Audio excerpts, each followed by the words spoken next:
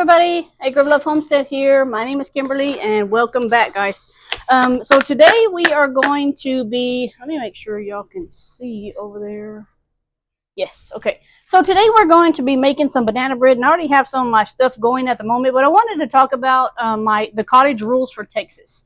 So I live in Texas and we do have cottage rules. Every state will probably have cottage rules for different stuff that you sell, so you might want to check there.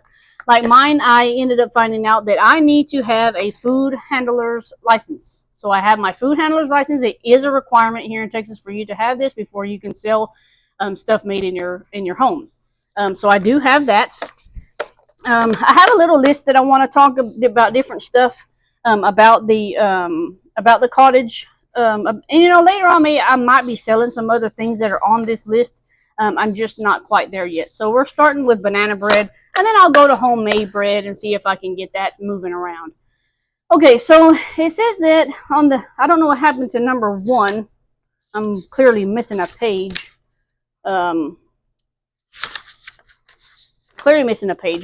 so per cottage rules, let's go through. We're going to read off this, what you can sell with your food handler's license. So it says, any food excluding meat that does not require time or temperature control to prevent spoilage. Okay. Baked goods that do not require refrigeration, such as cakes, cookies, breads, and pastries, you can fix those. Candy, coated and uncoated nuts, unroasted nut butters, fruit butters, canned jams and jellies, fruit pies, dehydrated fruits and vegetables, including dried beans, popcorn and popcorn snacks. That's going to be one that I'm going to try to sell out there on my farm stand, guys. We're going to do different flavored popcorn, because I got some at a farmer's market and it was a jalapeno kind, and oh my god, it was so good. So I'm going to try to put that in with whatever I start selling.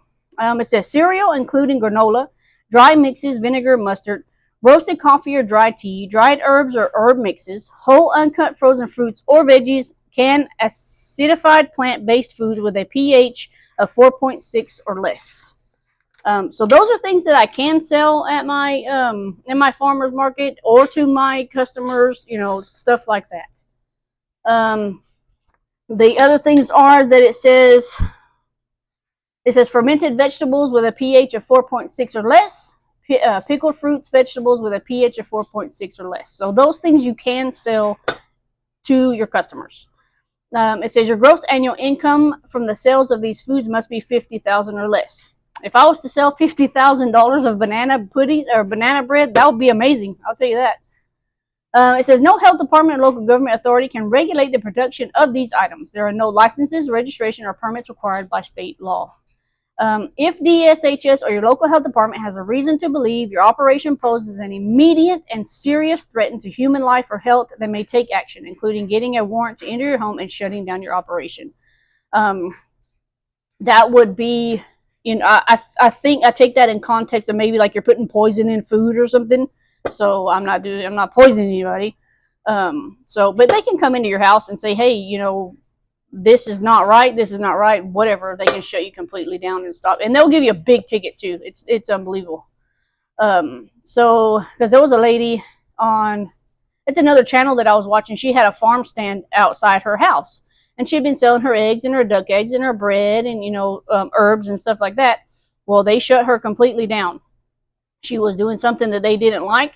And he didn't give her a ticket or a citation, but he did close her down for a while, I guess, until she figured out, what it was that she needed to fix on her farm stand. Technically, he wanted someone to stand out at the farm stand all day long and serve the customers the food. That's not how a farm stand works.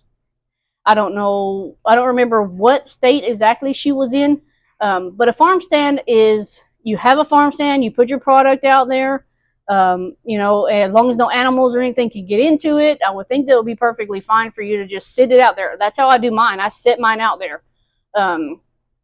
And I'm not out there standing all day long. I have a full-time job. I can't do that. And, it's like if she had like raw meat and stuff out there, I would understand. But if she's just selling bread and eggs and stuff, I don't see why there would be an issue. But apparently in that state, there was an issue. So I'm not sure. I think she said she was in Missouri or something like that. I'm not real sure, guys. But so it says, you may sell food directly to consumers anywhere in Texas. Local ordinances apply. Your food must be packaged in your home kitchen in a way that prevents the product from becoming contaminated. Items that are too large or bulky for conventional packaging, like wedding cakes or cupcakes, bouquets, are not required to be packaged. Your food must be labeled according to labeling requirements. The label must be affixed to the package, except for items that are too large or too bulky packaging. That will consider the cakes and stuff. In that case, the label may be incorporated into the invoice. On my labels, I do have to put a, like if it contains eggs, so I have to put contains eggs or contains nuts, or, it's like an allergen that you have to put on there of what it contains. So, maybe people are allergic to eggs. They don't say, oh, you had to put bananas on there. Well, clearly the banana says it's banana bread on your label. I'll have to look for my other paper because it tells you exactly what needs to be on that label. So your address technically doesn't have to be on there, but you do have to put, like contains eggs, it's banana bread.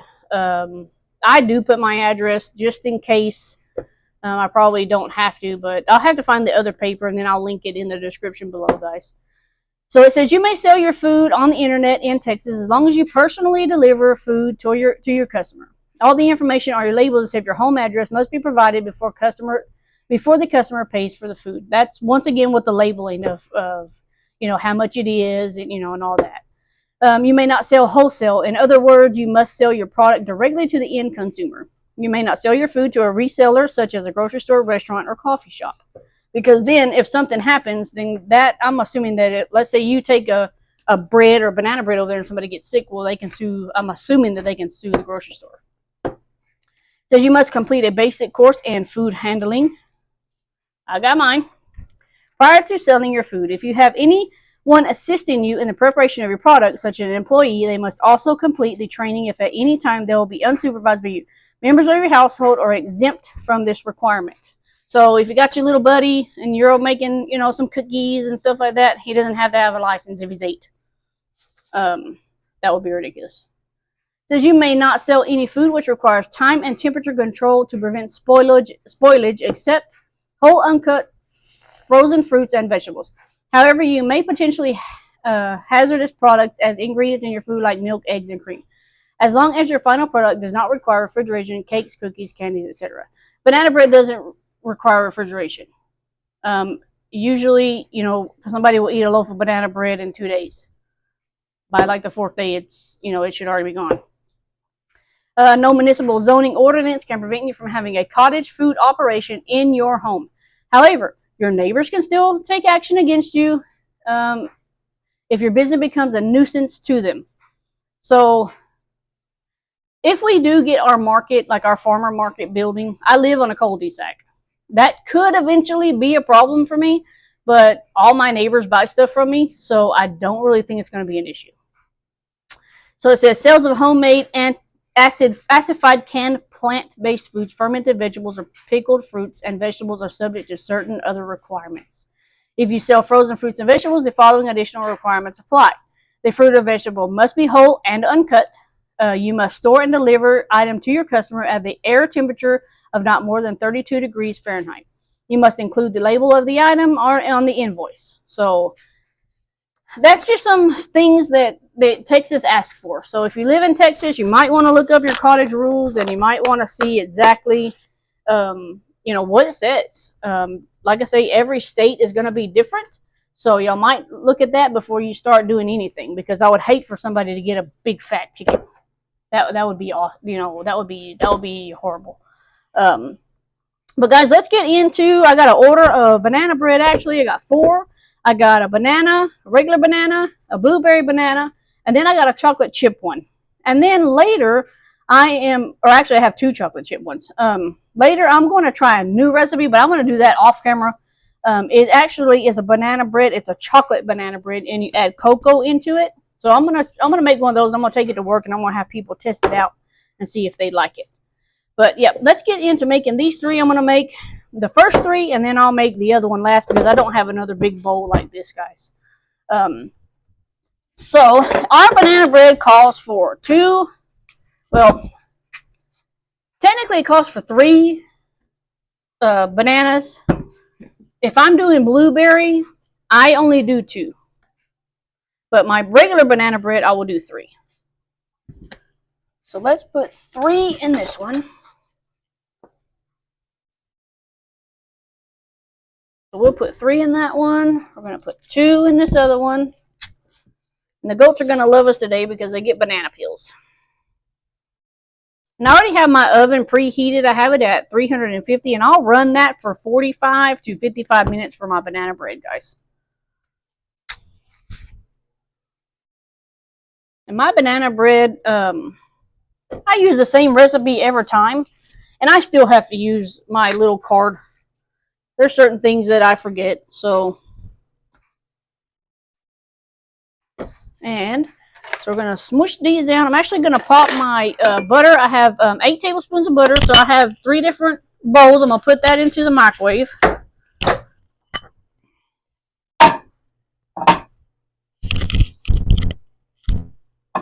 Okay, I'm going to put that for a minute. And we're going to smash these down. So you smash your bananas down.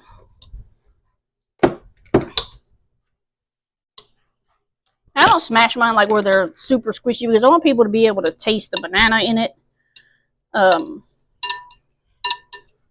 Actually, this one I need to throw one more banana in here because the one is the chocolate chip one. I actually forgot I got a couple bananas on this side that I need to use. Neener, neener, neeners.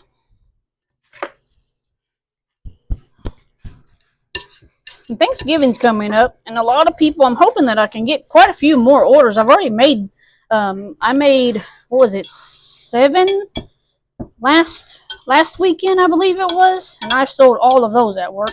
But I was making pumpkin ones too, and the pumpkin ones went really fast too. Okay, so got that good and mushed up. Hey, get out of here! What are you doing? All right, so we're gonna pour this in each one of these. You could technically, you're supposed to separate these out into different sugar here, you know, salt and whatever, and the other one, whoop, that one didn't melt because it was frozen. I don't do that. I put it all in one. I don't have time to separate all that. So I am going to wait until that one melts because I don't want to miss a step. Last time I missed a step and I was missing sugar in one of them. I will go ahead and do my eggs though. So it calls for 2 beaten eggs in each one. Hey, hey, hey. I don't know why there's nonsense.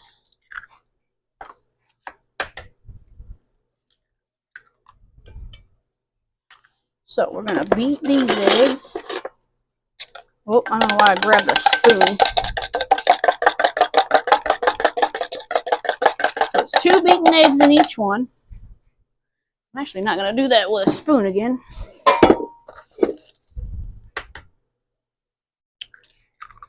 Bro, you need to go out of here. I don't know why there's one little random fly trying to get into stuff. Get out of here. You ain't paying for it. You ain't getting none of it. Go. I don't like flies.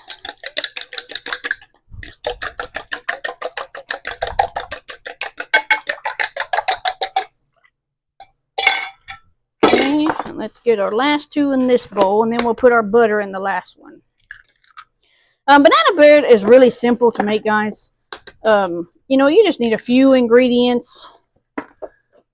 You need, you know, eggs we usually get from my chickens, but right now they're on strike. So we ain't getting eggs from the chickens right now. Bananas are cheap. Y'all know that bananas are cheap. You know, 49 cents a pound for some bananas. Y'all can find... Oh, why is this... What is happening? Can't be that bad. Come on now. What is happening? I don't know what is happening with that. I know it was frozen, but come on. Okay, so we got all of our bananas in. We're going to do... Let's do our sugar while we're waiting on that. So you're going to need 1 cup of sugar. And I'm going to get this little thing out. So you need 1 cup of sugar. You can put Granulated sugar, you can put cane sugar, you can use honey. Eventually I'm gonna start using honey instead of sugar because I think that it's gonna give it a better flavor. It seems like a lot of sugar, but this thing is gonna be massive whenever we put the flour in here. Okay.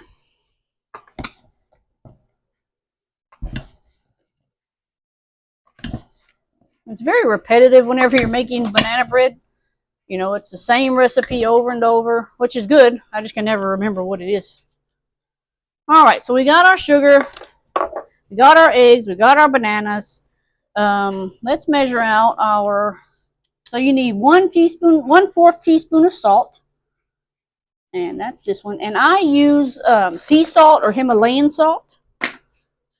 So 1/4 teaspoon here, here, and here. And then on your baking soda, you're going to need 1 teaspoon. So that's this one. So I actually scrape it. I don't know what's happening. I messed up my box. So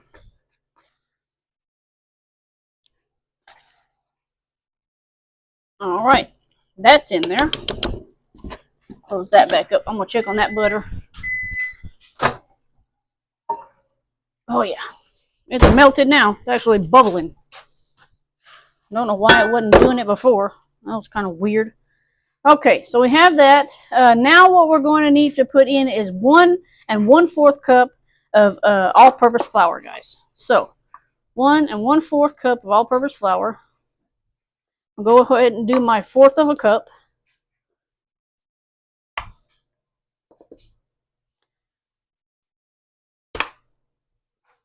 And I would say, hey, I'm eyeballing this, but I'm really not. People always say, oh, just eyeball it. Yeah, no, I can't do that. I have to follow the directions exactly.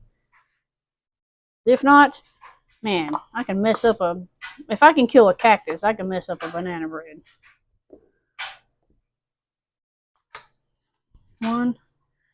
1. See, I almost did it then.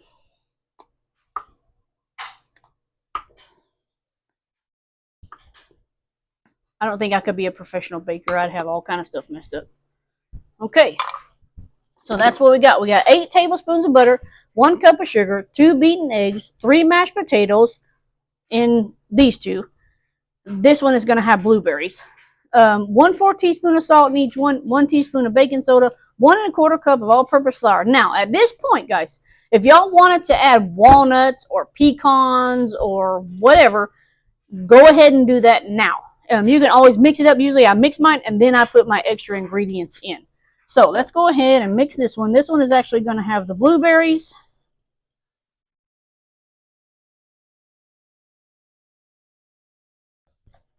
I have to get those blueberries out the refrigerator and run them under the water right quick. Now I already have my pans over here. They already have the olive oil spray on them. To get my blueberries here. I'm going to run them under the water right quick. Got my kitchen helper, apparently. She's over here waiting for me to drop something.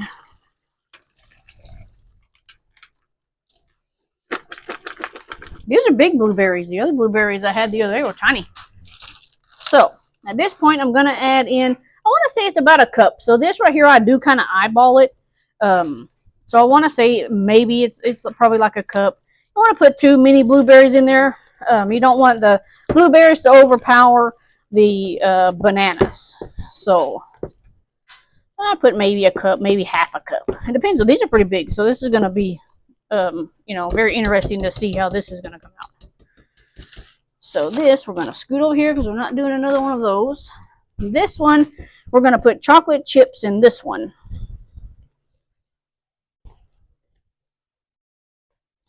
Now, y'all probably going to ask, well, how come you didn't rinse off your whisk? Well, this person that I know that this is going to, she's not allergic to blueberries, so it's not going to hurt her.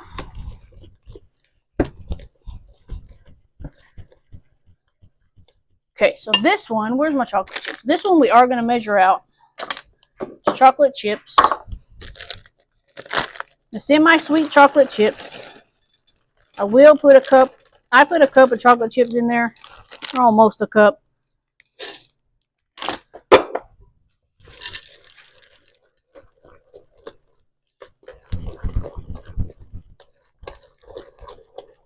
And you mix it around.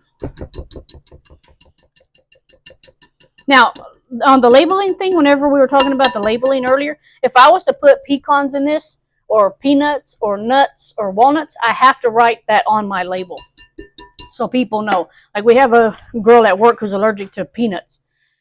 So whenever I make hers, I have everything cleared off and I make sure there's no nuts around. I don't want her to get sick or something. Apparently she's really allergic to peanuts. So, and they buy banana bread off of me. They like the blueberry one, and they like the pumpkin one too. Now, at this point, if y'all want to add some cinnamon, my husband likes cinnamon in his. Y'all probably can't see me because I'm probably too up close, but my husband, he likes cinnamon in his, and I'll put cinnamon in his. And that's another thing. If you put cinnamon, that's one of the ingredients that you have to put on your label because there are people who are allergic to cinnamon. And my husband's allergic to mangoes. It's weird. That and pineapples. Yeah, I don't know. Okay, so now we're going to pour this straight into this pan. At least I'm going to try to without making a mess.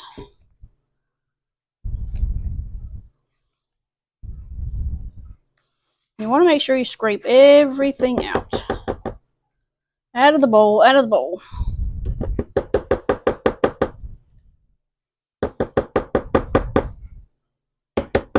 Okay, this bowl will actually go over here because we will wash it. And I'm not going to put these all in right now. I'm going to wait because I still need to make 2 more of these. Well, 1 more chocolate chip. And then I'll put them all together. I'll tell you what, the chocolate chip one, if y'all have never had chocolate chip banana bread, it's amazing.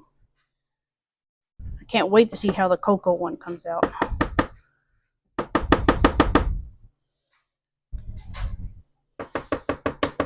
And y'all can always substitute your butter. You can substitute it with coconut oil. There's a recipe for one with coconut oil. So y'all can actually substitute it with that if y'all wanted to. This one's going to go over here. And plain old banana bread.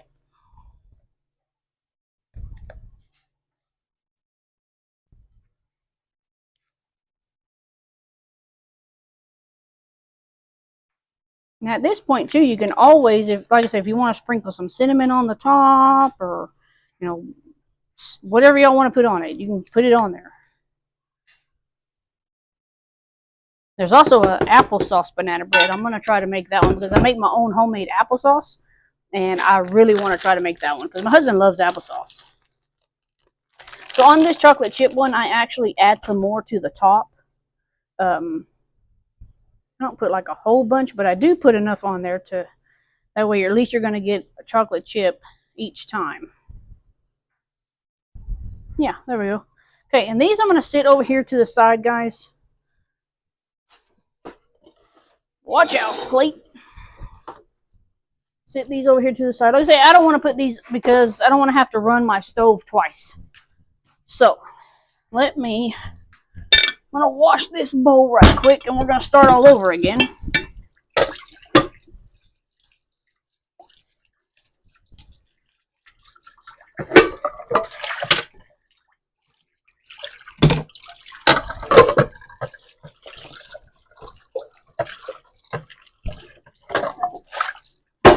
See out my kitchen window right here and see that black goat is out again. He's going to be going to freezer camp here pretty soon because I'm tired of dealing with him. He keeps jumping over the fence. Okay, clean towel here. I'm going to wash off my gloves. And we're going to start all over because I need to make another chocolate chip one. Now,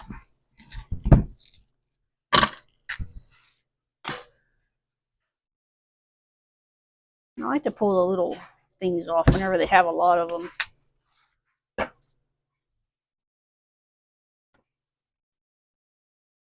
And you can just kind of break these up too with your hands if y'all need to. If you don't want to like mush them down. I break them like this and then I still squish them with a fork. And I need to get another butter going. It's always best if you have your butter already unthawed. That way it doesn't take a minute and a half. I don't know if I can put that one in the microwave. A minute and a half to do butter. I put mine for a minute. Usually melts it pretty good. And then we're going to add, well, let's squish these down.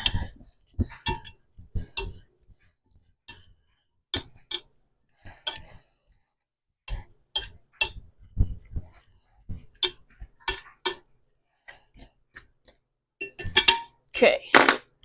Let's get our 2 beaten eggs. You know, I'm really excited about our farm stand. You know, it's going to be something for my future because I do plan on not having to work, you know, as soon as I get some stuff paid off. And it's just going to help us out with me being able to be here and, you know, being able to just kind of be here more at the house.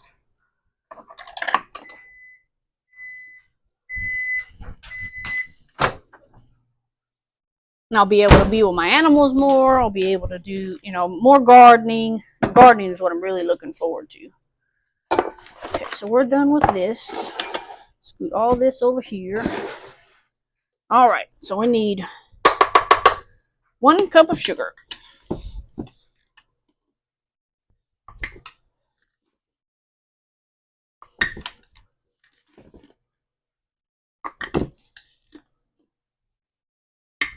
And I will put the description down in the recipe down in the description box, guys.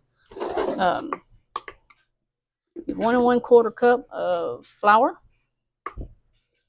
That way y'all can, if you want to make your own homemade banana bread and put your, you know, your specifications on it, that'd be great. Y'all let me know, you know, what kind y'all make and how it tastes, and maybe I can try it too. Now we need, it is 1/4 teaspoon of salt. And then 1 teaspoon of baking soda. Where's my teaspoon? Come on. Okay. We're going to mix it.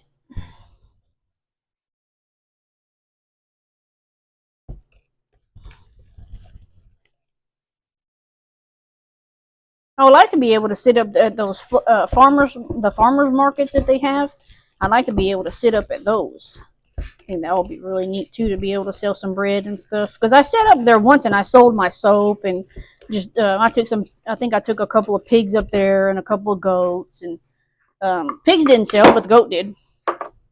Sold it to a little girl. Okay, we're right in front of my face.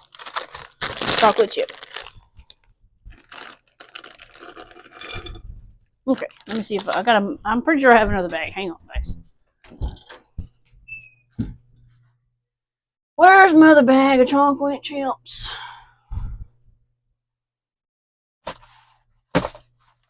I know I didn't use them. There it is.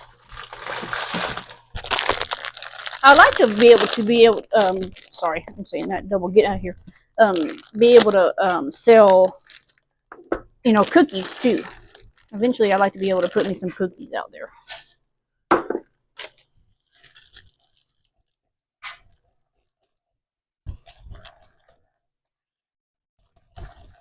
Okay. Put this down in here.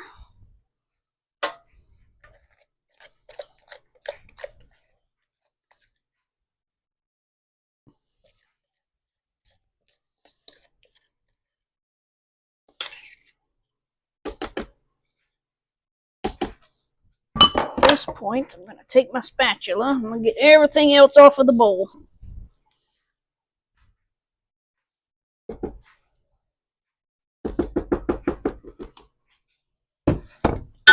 Okay, and we'll sprinkle some on top. We'll put them in the oven for about 45 to 55 minutes.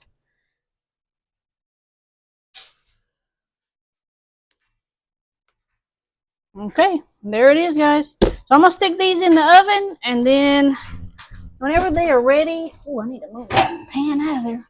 Whenever they are ready, we will come back, and I will show y'all the end product here. Because here in a minute, I'm fixing to have to go chase a goat. Just being a pain in my butt. I'm going to turn this timer on. I'm going to put 45 minutes.